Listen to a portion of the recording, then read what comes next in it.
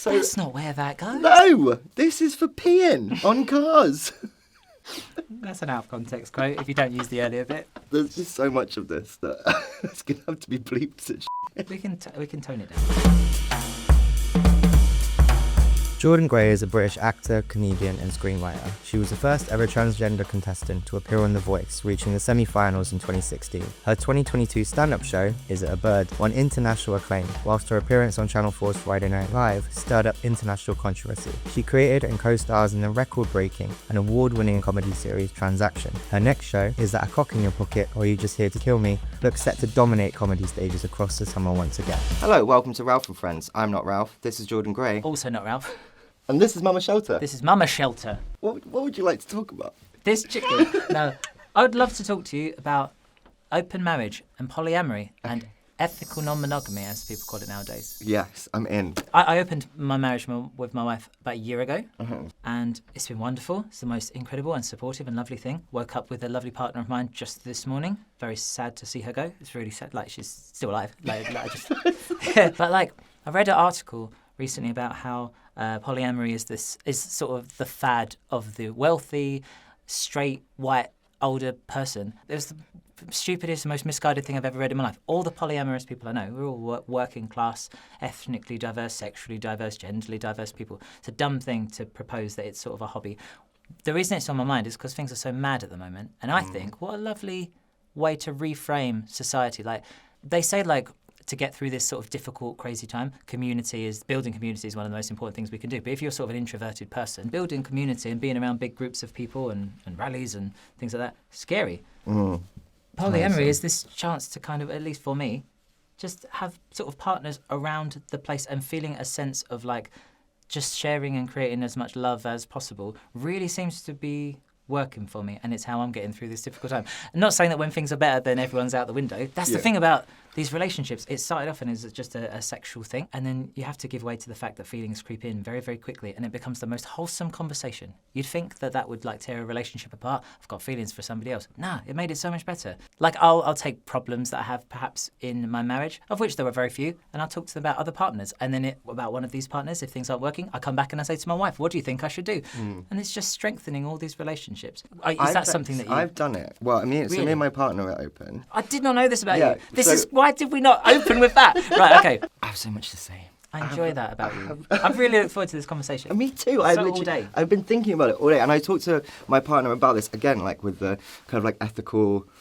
Because ethical non-monogamy isn't just about, you know, is it okay if I bang? Yeah. It's just, to me, it's about being able to have a much more open conversation across the board. Yeah. Like I said to him, I'm having this conversation tomorrow, can I talk about our situation? Yeah. And he was like, yeah, of course. So, but it's like... Just that level of openness, to have that conversation is a conversation you wouldn't have had things not opened up. It does just stretch your brain to like the possibility that maybe everything's okay. Yeah. Maybe we shouldn't be so anxious about all these little conversations. I think he's really struggled because it's from nowhere, Cambridgeshire.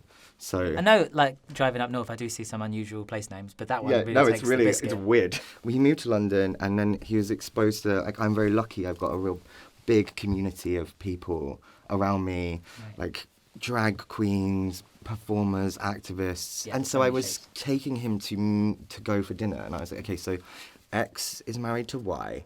Y is dating Z. Z used to sleep with X, but now they only work together. I slept with A.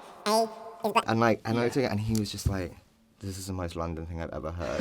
That's so true. And I was just like, that's okay, like pick. when you like get someone like a personalised, like, you know, their own acre of the moon or something they could have on their wall. That's such a London thing to get your little like sexual history, like as a little. I love that. You just like, have to write, do a little mind map for them. Just be like, FYI, this is what's going on. A little like spirograph.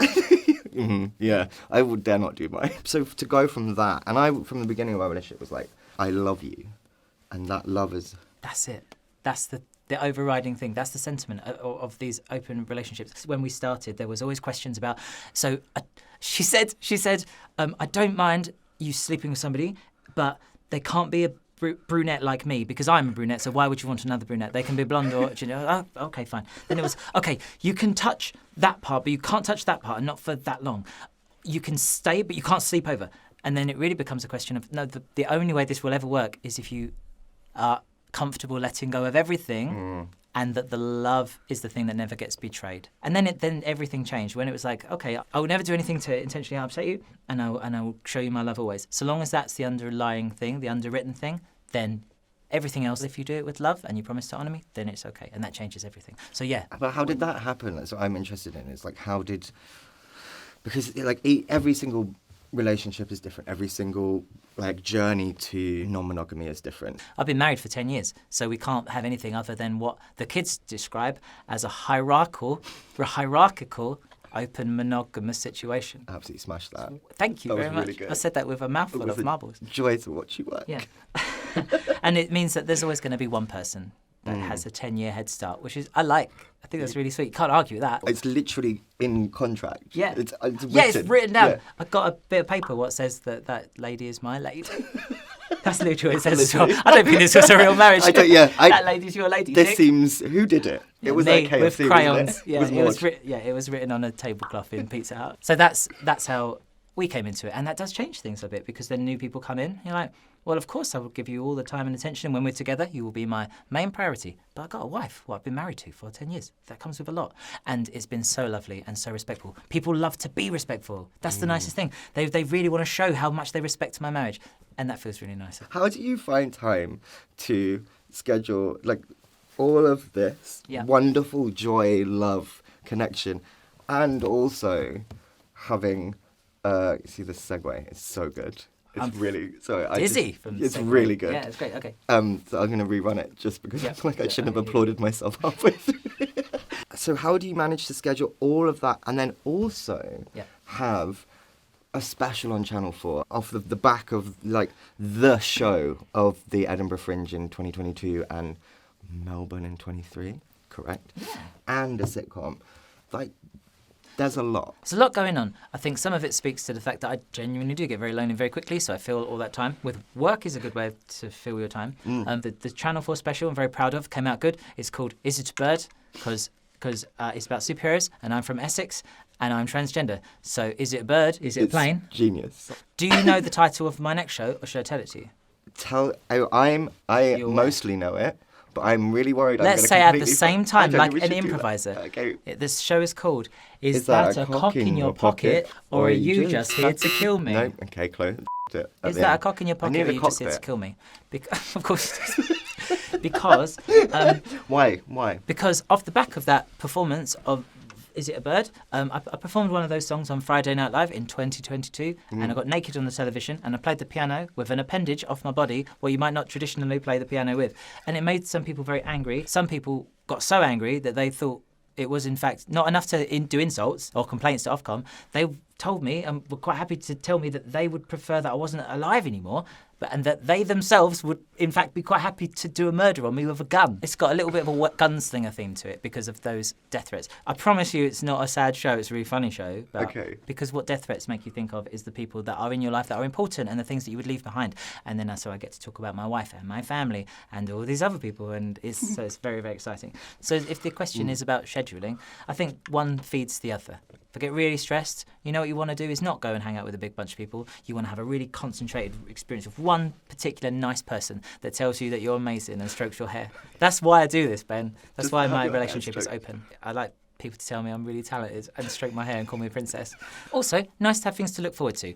Be that a sexual dalliance or a sitcom coming out on ITV. That's a segue. What a segue. Yes, thank you for asking. The sitcom, what is called Transaction, which is a pun about being transgender that I did not come up with. That was crowbarred onto me by some executives. It was a show that I made for Comedy Central, and now it's being made by ITV. It comes out in the summertime.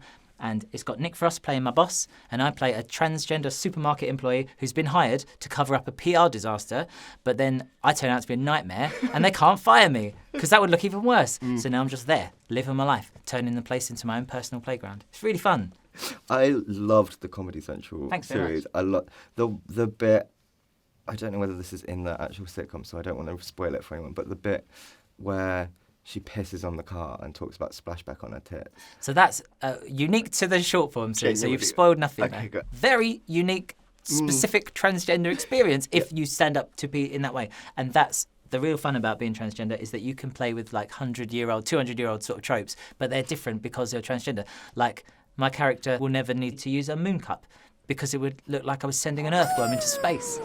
And now I was like, it's so dumb. I love how dumb and stupid that is. And that's the show. We've talked before, spoilers, and I think, without spoiling anything, and I remember having the conversation about the freedom and the joy in writing trans people particularly that are just abhorrent. Yeah, not like the suffering perfect- saints like Yeah. we see that all the time. They're suffering saints, or they're over-sexualized villains, or their bodies on a slab. That's the real thing. Or they're porn stars. Yeah. That's the transgender experience. I want to just write, I'm just a knobhead in it. But a knobhead who wants to be a part of a family and to love and overcomes that knobheadedness to connect with her best friend and with her boss and with all these other people. It really is actually a lovely story, as stupid as it is.